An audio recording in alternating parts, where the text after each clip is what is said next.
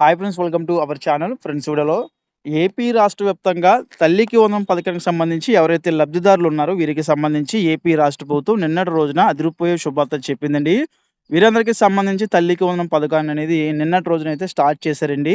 ఇక్కడ ముఖ్యమంత్రి సీఎం నారా చంద్రబాబు నాయుడు గారు అయితే ఈ యొక్క పథకాన్ని అయితే నిన్నటి రోజున స్టార్ట్ చేశారు. అయితే ఈ యొక్క పథకానికి సంబంధించి కొన్ని ముఖ్యమైన తేదీలు కూడా రిలీజ్ చేశారండి. జూలై 5వ తేదీన పేమెంట్ అయితే వేస్తామని చెప్పారు. తల్లికి వందనం పథకానికి సంబంధించి. అంటే ఈలోగా మీరు ఈ ఈ యొక్క తేదీల్లో ఈ పనులైతే కంపల్సరీ అయితే చేసుకోవాల్సయితే ఉంటుంది. అలా చేసుకోలేదంటే గనక తల్లికి వందనం పథకం డబ్బులైతే జూలై 5వ తారీఖున మీకైతే పడవండి. ఇద్దరుంటే గనక మీకు 30,000 వస్తాయండి. ముగ్గురుంటే గనక 45,000 వస్తాయి. ఇందులో మీకు ప్రతి పేమెంట్‌లో కూడా 2,000 చొప్పునైతే కట్ చేస్తామని అయితే చెప్పారు. అంటే మీకు ఇద్దరుంటే 26,000 మీరైతే పొందొచ్చండి.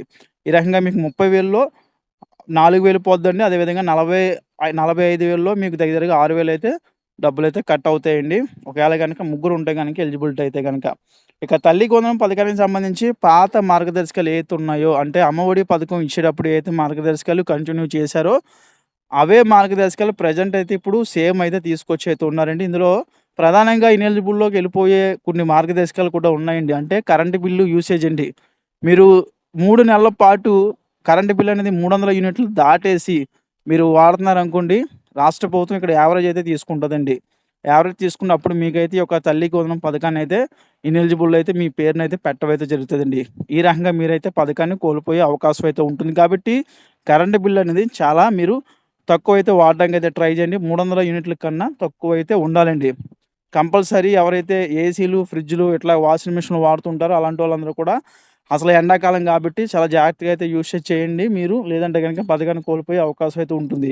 ఇక అదే విధంగా ట్రాక్టరు, టాక్సీ, ఇక అదే విధంగా మీకు 4 వీలర్ వెహికల్, ఇండివిడ్యువల్ కార్ అనేది కూడా మీకైతే మీ పేరు మీద అయితే ఉండకూడదండి. అలా ఉండకుండా అయితే చూసుకోండి. ఇక మాగాని అయితే గనక 3 ఎకరాలు, మెట్ట అయితే గనక 10 ఎకరాల దాకా కూడా అవకాశం ఇచ్చారు.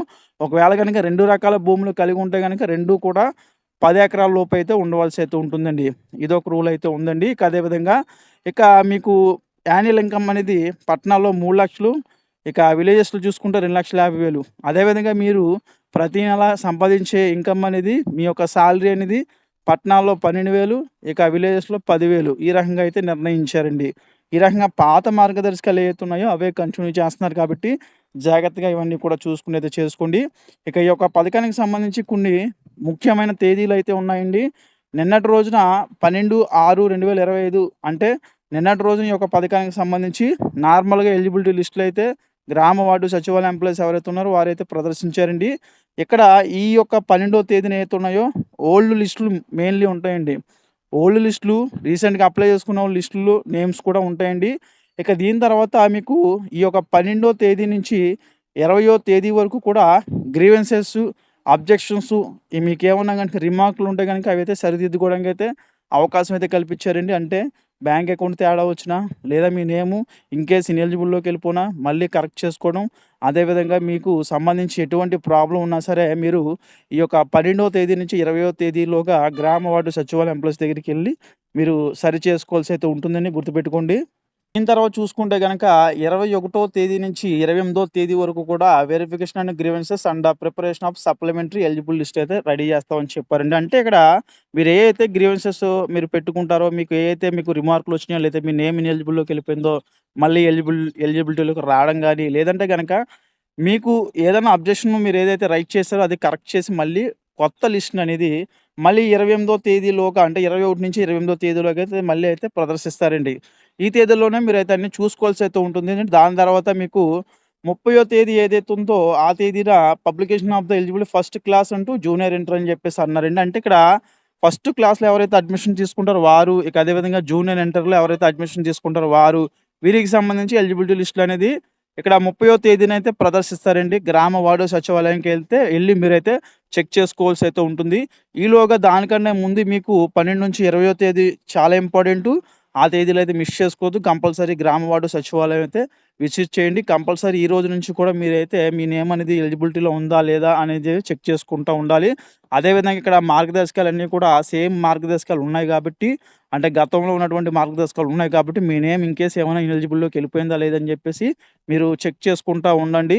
ఇక 30వ తేదీనైతే ఎవరైతే న్యూ అడ్మిషన్స్ తీసుకుంటా ఉంటారో స్కూల్స్‌లో ఒకటో క్లాస్‌కొస్తారు పిల్లలు. అదేవిధంగా ఇక మీకు 10థ్ అయిపోయిన తర్వాత ఇంటర్ జాయిన్ అవుతారు. ఈ రకంగా మాట. ఎవరైతే న్యూ అడ్మిషన్ తీసుకుంటా ఉంటారో అలాంటోళ్ళకైతే 30వ తేదీనైతే ఎలిజిబిలిటీ లిస్ట్ అయితే రిలీజ్ చేస్తామనైతే చెప్పారు. ఈ తేదీ కూడా మీకు చాలా ఇంపార్టెంట్ అండి. ఇక 30వ తేదీతో క్లోజ్ అయిపోద్దండి. ఈ యొక్క తల్లికి వందనం పథకానికి సంబంధించి పర్టిక్యులర్‌గా డబ్బులు వేసే ప్రక్రియ అనేది 30వ తేదీతో క్లోజ్ అయిపోద్దండి. 30 తర్వాత మీరు ఏం చేసుకోలేరు. కాబట్టి దానికన్నా ముందే మీరు ఏమన్నా చేసుకోవాలనుకున్న ఏమన్నా మీరు ఎడిట్ చేసుకోవాలని ఇట్లాంటి ఆప్షన్స్ ఏమన్నా ఉన్నాయంటే మీకు ఈ నెలలోనే చాలా వరకైతే ఉన్నాయండి. ఇక వచ్చే నెలలో 5వ తేదీన ఇక ఏ అయితే లిస్టులు 30వ తేదీకి ఫైనల్ లిస్టులు ఉంటాయో ఆ లిస్టులకి సంబంధించి రాష్ట్ర ప్రభుత్వం ఖాతాలకైతే డబ్బులైతే జమ చేసేస్తదండి. ఒక్కరికి చొప్పున 13,000 అయితే ఖాతాలైతే డబ్బులైతే పడతాయి. మీరిచ్చినటువంటి బ్యాంక్ ఖాతా ఏదైతే ఉందో దానికి ఎన్‌పీసీ లింక్ అనేది అయ్యుండాలండి. ఒకవేళ గనుక మీరు ఎన్‌పీసీ లింక్ అవ్వలేని బ్యాంక్ అకౌంట్ ఇచ్చున్నారనుకోండి, లేదంటే గనక మీ అకౌంట్‌లలో ఏదైనా అకౌంట్‌కి ఎన్‌పీసీ లింక్ అయ్యిందనుకోండి, ఆ అకౌంట్‌లో డబ్బులైతే పడతాయండి వచ్చి. మీరిచ్చినటువంటి అకౌంట్‌లో డబ్బులు పడాలని అయితే రూల్ లేదు. కాకపోతే ఇక్కడ ఆధార్ కార్డ్‌కి ఏదైతే మీ యొక్క బ్యాంక్ అకౌంట్ లింక్ అయ్యుందో దాన్ని ఎన్‌పీసీ లింక్ అంటారండి. Aadhaar based payments DBT system ద్వారా డబ్బులు జమ చేస్తున్నారు కాబట్టి, డైరెక్ట్ ఆధార్ కార్డ్ త్రూ అకౌంట్‌కైతే డబ్బులైతే జమ కావడం అయితే జరుగుతదండి. ఈ రకంగా రాష్ట్ర ప్రభుత్వం ఏంటంటే డబ్బులైతే రిలీజ్ చేస్తుంది. ఇక ఈ యొక్క తల్లికి వందనం పథకానికి సంబంధించి పూర్తి ఇన్ఫర్మేషన్ అయితే ఇదేనండి ప్రెజెంట్ అయితే ఉంది. మీకు డబ్బులైతే 13,000 అయితే మనిషికి ఒక్కరికి చొప్పున అయితే పడతాయి. యాక్యురేట్‌గా ఈ తేదీలనేది గుర్తుపెట్టుకోండి. ఇంకొకసారి మీకు తేదీలనేది చెప్తాను. 12 అంటే మనకి నిన్నటి రోజు నుంచి కూడా ఈ లిస్టులన్నీ కూడా గ్రామ వార్డు సచివాలయాల్లో అయితే ఉంచారండి. అంటే ప్రీవియస్‌గా ఎవరైతే డబ్బులు పొందారో వారు, ఎవరైతే అప్లై చేసుకొని ఉన్నారో వారు. ఒకవేళ గనుక మీరు లేదంటే గనుక మీ లిస్ట్ అనేది మళ్ళీ అప్లై అయితే చేసుకోండి మీరు. మళ్ళీ మీ స్కూల్స్‌కెళ్ళి మీరు మళ్ళీ మీ యొక్క డాక్యుమెంట్స్ అన్ని ఇచ్చి కూడా మళ్ళీ మీరైతే అప్లై అయితే చేయించండి. గ్రామ వార్డు సచివాలయాల్లో కూడా నేమ్స్ ఉన్నాయో లేదని చూసుకోండి. ఇక దీని తర్వాత చూసుకుంటే 12-20వ తేదీలోగా అబ్జెక్షన్స్ రైజ్ చేసుకోవడానికి అవకాశం అయితే ఉంటుందండి. అంటే గ్రీవెన్సెస్ కూడా పెట్టుకోవడానికి. నేమ్ లేకపోతే నేమ్ చేరుస్తారు. ఎందువల్ల ఇనెలిజిబుల్‌లోకి వెళ్ళిందో చెప్తారు. ఇలా మీరు చెక్ చేసుకోవడానికి 12-20వ తేదీ వరకు ఉందండి.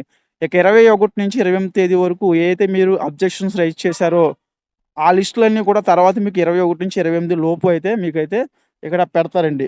తర్వాత మీకు 21-28 అయిపోయిన తర్వాత 30వ తేదీ ఏదైతే ఉందో ఫ్రెషర్‌గా అంటే కొత్తగా ఎవరైతే ఫస్ట్ క్లాస్‌లో మీరు అడ్మిషన్ తీసుకున్నారో అదేవిధంగా ఇక ఇంటర్ ఫస్ట్ ఇయర్‌లో ఎవరైతే జాయిన్ అవుతారో 10థ్ అయిపోయిన తర్వాత ఇలాంటోళ్ళు నేమ్స్ అన్నీ కూడా ఎలిజిబిలిటీ లిస్ట్‌లో అయితే చేరుస్తారండి. చేర్చి సెపరేట్‌గా అదొక ఎలిజిబిలిటీ లిస్ట్ అయితే తీసుకొస్తారండి.